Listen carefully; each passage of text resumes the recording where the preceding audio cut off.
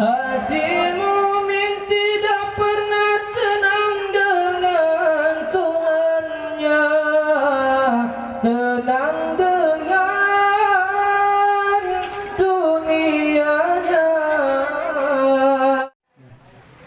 Mengalirlah air mata mukmin, atau mengalir air mata hatinya bila mengingati Tuhannya. Malunya hati mukmin bila mengenangkan Rahim dan Rahman Tuhan. Remuk redam hatinya bila teringat qahar dan jabarnya. Resah gelisah jiwanya melakukan dosa, sedih hatinya lalai dengan Tuhannya. Kemudian sedap semula tidak tentu rasa hatinya bila terbuat kesalahan dan kesilapan. Hati mukmin tidak pernah tenang dengan Tuhannya, tenang dengan dunianya. Jiwanya bergelombang dengan Tuhannya, bagaikan lautan tak pernah tenang.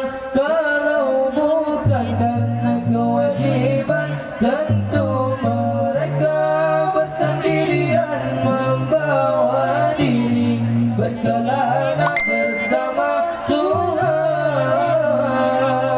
Kalau bukan karena kewajiban, tentu mereka bersendirian membawa diri berkelana bersama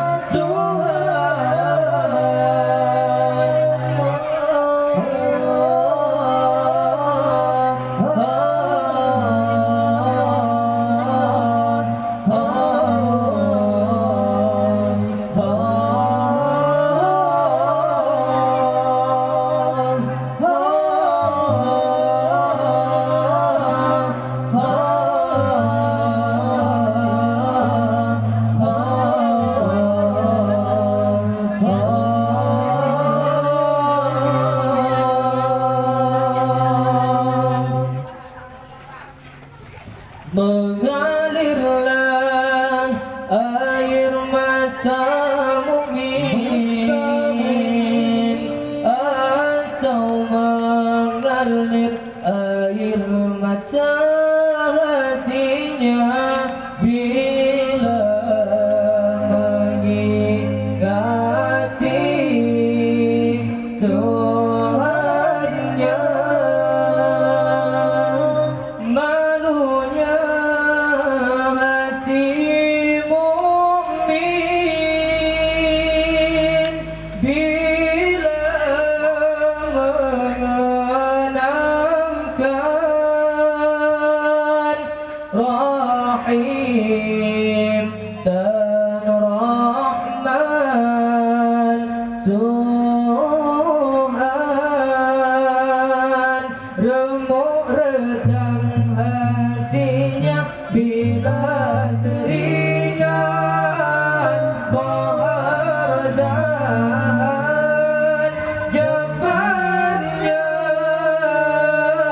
Resah gelisah yang